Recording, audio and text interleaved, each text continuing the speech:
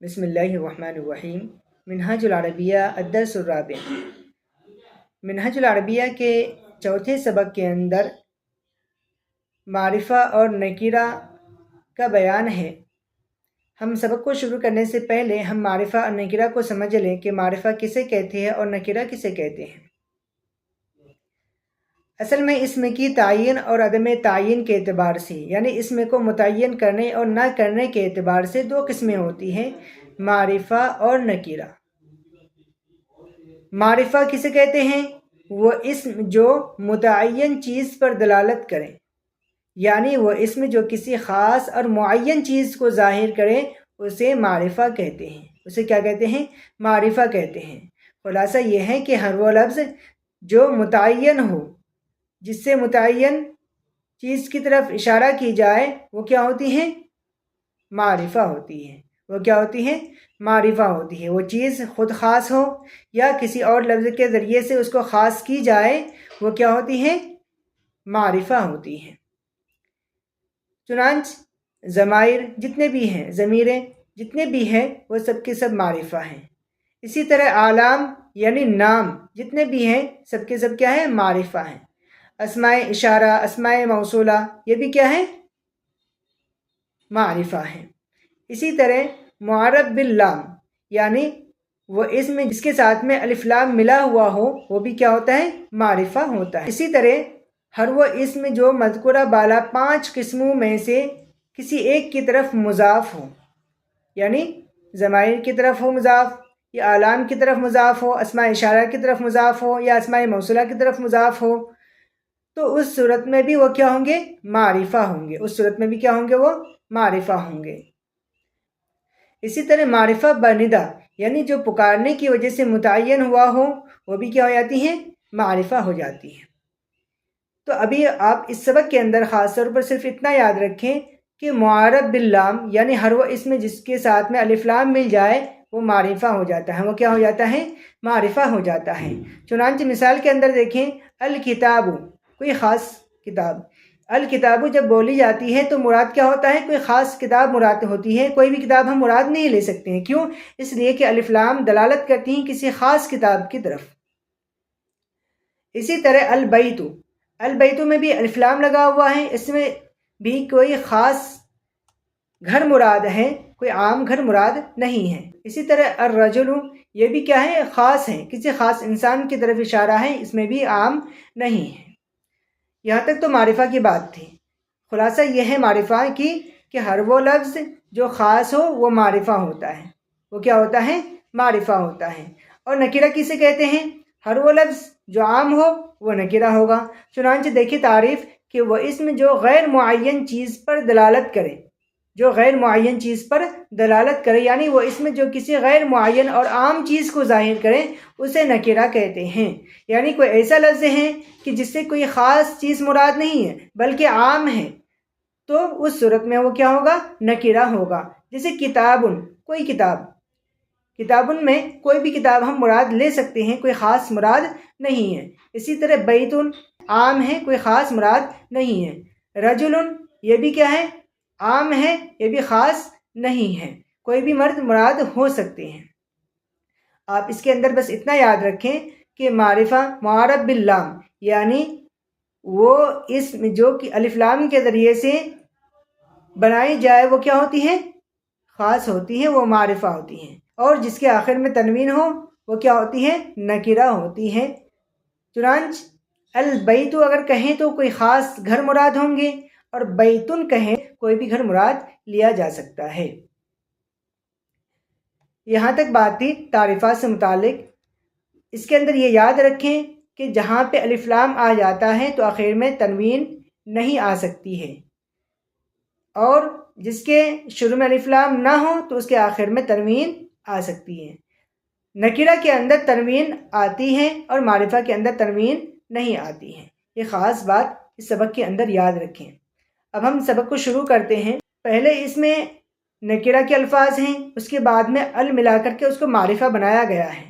تو ہم معرفہ کیسے بنائیں گے نکرہ کو؟ تو اس چیز کو یہاں پہ بتانا مقصود ہے۔ معرب باللام یعنی وہ نکرہ جس کو الف لام کے ذریعے معرفہ بنایا گیا ہو، جیسے الرجل، جیسے کیا ہے؟ الرجل۔ देखिए اس کے اندر کتابن، کتابن کیا ہے؟ نکرہ ہے. کیوں؟ اس لیے کہ اس کے آخر میں تنوین ہے. اس کے بعد میں ہم اگر اس کو ال ملا دیں گے، الکتاب، تو آخر سے تنوین ہٹ جائے گی، آخر سے تنوین ہٹ جائے گی شروع میں الف لام ملنے کی وجہ سے. معرفہ میں تنوین نہیں آتی ہے.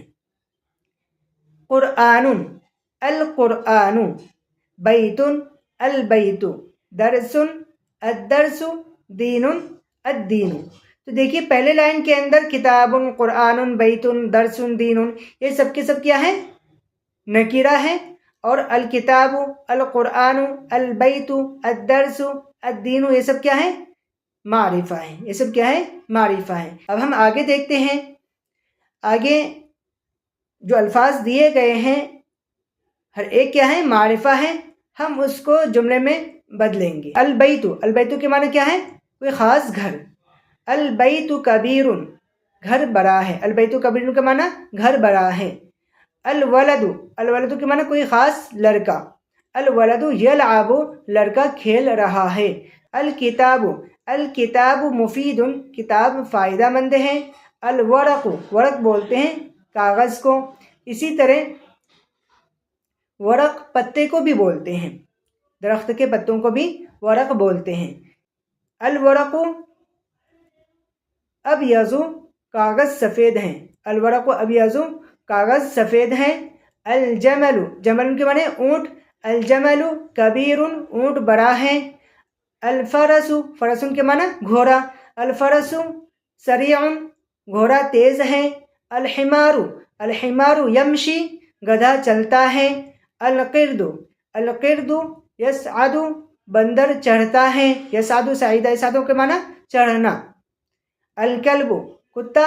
الکلب یجری، کتا دوڑتا ہے. الدین حق، دین حق ہے. الدرس، الدرس سہل، سبق آسان ہے. الرجل، الرجل یعمل، آدمی کام کرتا ہے. یہ جملے بنانے کی ضرورت نہیں تھی لیکن میں نے ویسے ہی جملے بنا دیا. آپ اگر بنانا چاہیں تو جملے بھی بنا سکتے ہیں. یہ سب کے سب معرفہ ہیں اور معرفہ کے ذریعے سے جملے بنائے گئے ہیں. اس کے بعد میں کچھ الفاظ دیے گئے ہیں، آپ ان کو دیکھیں کہ کون سے معرفہ اور کون سے نکیر ہے، آپ اس کی پہچان کریں. میں نے اس میں دو یہ بنایا ہے، ایک بغیر اعراب کے اور ایک با اعراب کے. تو آپ بغیر اعراب والے کو دیکھیں اور خود سے کوشش کریں اس میں اعراب لگانے کی کہ کس میں کیا اعراب آئیں گی، یعنی زبر زیر پیش میں سے کس میں کیا آئے گی، کس میں تنوین آئے گی اور کس میں نہیں آئے گی. تو سب سے پہلے دیکھیں قرآن، تو دیکھیے آخر میں کیا آئے گی یہاں پہ؟ تنوین. کیونکہ اس لیے کہ شروع میں الف لام نہیں ہے. دین، اس میں بھی تنوین آئے گی.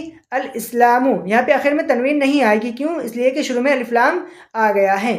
رجل، درس، عربی، جمل، حمار، کلب، قرد، فرس، ولد. تو آپ پہلے اوپر میں بغیر اعراب والے دیکھیں، اس کو کاپی میں بنانے کی کوشش کریں اور پھر نیچے والے سے ملا لیں کہ آپ نے صحیح بنایا ہے یا نہیں بنایا ہے. اب اس سلائڈ کے اندر دیکھیں کہ کچھ الفاظ دیے گئے ہیں اور اس کے اندر کیا ہے؟ اعراب لگے ہوئے نہیں ہیں. تو ہمیں خود سے کوشش کرنی ہے کہ اس میں اعراب لگائیں، اس میں اعراب لگائیں.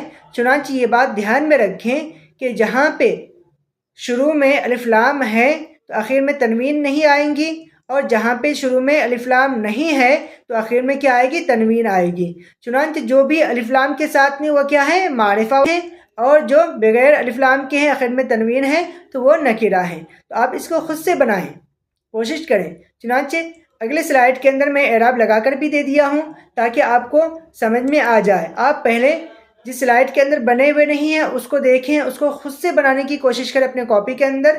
پھر آپ جس کے اندر حرکات لگے ہوئے ہیں اس سے ملا لیں کہ آپ صحیح بنائے ہیں یا نہیں بنائے ہیں. میں اس کا ترجمہ کر دیتا ہوں. الدرس، سبق. الاسلام، اسلام. دین، دین. رجل، آدمی. حمار، گدھا. جمل، اونٹ. الکلب، کتا. البیت، گھر. القرآن، قرآن. رسول، رسول. العرب، عرب. عربی، عربی. الجنت، جنت. العلم، علم. قرد، بندر. زہر، پھول. الورق، کاغذ. اس کا ترجمہ پتا بھی کر سکتے ہیں۔ الحمارو گدھا، فرسن گھوڑا، الصغیر چھوٹا، الفرس گھوڑا، الجمل اونٹ، کبیر بڑا۔ اس میں آپ معرفہ کو الگ کریں اور نکرہ کو الگ کریں۔ جس کے اندر الف لام لگے ہوئے ہیں وہ معرفہ ہیں، اس کو الگ لکھیں، اور جو نکرہ ہیں بغیر الف لام کے ہیں یعنی آخر میں تنوین ہے تو اس کو الگ کریں۔ یہ بات ہمیشہ یاد رکھیں کہ معرفہ کے اندر تنوین نہیں آتی ہے، اس کے شروع میں الف لام آتے ہیں، اور نکرہ کے اندر تنوین آتی ہے، اس کے شروع میں الف لام نہیں آتے ہیں۔